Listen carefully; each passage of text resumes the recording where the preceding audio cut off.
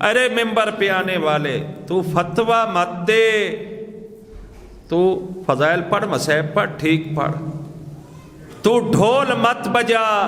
یہاں کوئی روایت، کوئی ربائی، کوئی قرآن کی آیت، کوئی قصیدہ پڑھ سکتا ہے، وہ پڑھ کے سنا۔ تجھے خدا کا واسطہ ہمارے پردہ عورتوں کے پاس محمد کی بیٹی زہرا اور زینب علیہ بھی آئی ہوئی ہے، مہربانی کیجیے۔ ہم تو کیا ہیں، ہم شرافت سے سن لیتے ہیں، اور یار ہم شریف لوگ ہیں، ہم کیوں کسی کو منع کریں؟ جو نہیں، جب قیامت کا دن ہوگا پوچھا جائے گا۔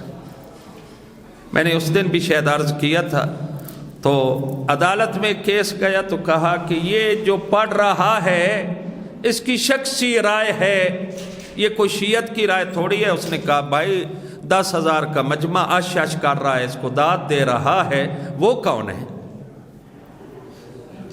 عدالتوں میں آپ کو پتہ ہے اب منصوبہ بنا لیا گیا ہے کہ شیعہ کے ممبر سے ایسی باتیں لی جائیں، ان کو اکٹھا کیا جائے، ایک مقدار تک جب پہنچ جاتی ہیں تو قادیانیوں کی طرح ان کو کافر قرار دے کر ختم کر دیا جائے۔ یہ پورا منصوبہ طے ہو چکا ہے، اور ہم موقع پہ موقع دے رہے ہیں۔ جیسے پچھلے دن ایک ذاکر نے کہا، میں نے بیان کیا تھا، کیا فرمایا؟ نہ کوئی وحی آئی ہے، نہ کوئی کچھ ہوا ہے۔ جیسے یزید نے ممبر پہ تکبر میں اور شراب کے نشہ میں کہہ دیا تھا کوئی وحی نہیں آئی، کوئی کچھ نہیں ہوا، بنی ہاشم نے کھیل کھیلا ہے۔ وہ ذاکر صاحب انہی الفاظ میں کہہ رہے تھے یہ جبرائیل والا چکر اور وحی لے کے آیا، یہ کچھ بھی نہیں تھا، وحی وہی ہوتی ہے جو رسول اللہ کہہ دیتے ہیں۔ سنا ہوگا آپ لوگ۔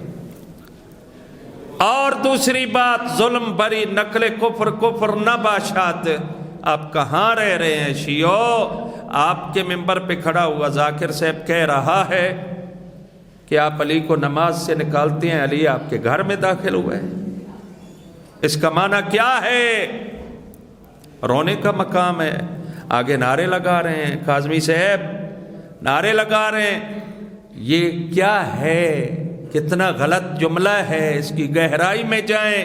علی کی طرف ایسی بات لے جانا، علی کی عصمت و طہارت کو نہیں دیکھتے ہیں یہ لوگ، علی کی غیرت و حمیت کو نہیں دیکھتے ہیں یہ لوگ، علی کو ایسے سمجھتے ہیں جیسے ہم جیسے ہیں، نعوذ باللہ، جیسے ہم ایک دوسرے کے بارے میں بات کر لیتے ہیں ویسے ہی علی کے بارے میں زبان استعمال کر لیں، کوئی بات نہیں ہے۔ نہ، علی ایسے نقطہ کا نام ہے جس کو ٹچ کرنا بڑا مشکل ہے۔ علی کو ماننے کے لیے بڑی احتیاط کی ضرورت ہے۔ اگر علی کو ماننا آسان ہوتا تو ہر کوئی مان لیتا نا، نہیں، بہت ساری چیزوں اور احتیاطات کی ضرورت ہے۔ بہرحال میری بات آپ لوگوں کو بری تو نہیں لگی؟ میں تو ایک درد دل ہے، ہمارا ممبر بڑا مقدس تھا، بڑا پاک ہے، ابھی تک ہے، چند لوگوں نے اس کو خراب کرنے کی کوشش کی۔ وہ جہالت ہے، جہالت کی وجہ سے ایسے ہو رہا ہے۔ جب بندہ بولنا شروع کر دیتا ہے نا، اس کو کوئی روکتا نہیں ہے تو وہ بے لگام ہو جاتا ہے، پھر بڑھتے بڑھتے بڑھتے اس کی زبان لمبی ہو جاتی ہے۔ اسی لیے علی ولی فرماتے ہیں اللسان سابع اذا خلی فعقر، زبان ایک درندہ ہے، اگر اس کو کھلا چھوڑا جائے تو یہ چیر پھاڑ کے کھا جاتی ہے، بہت سارے نقصانات دیتی ہے۔ لہذا خداوند متعال ہمیں اپنی زبان پہ کنٹرول کرنے کی توفیق عطا فرمائے۔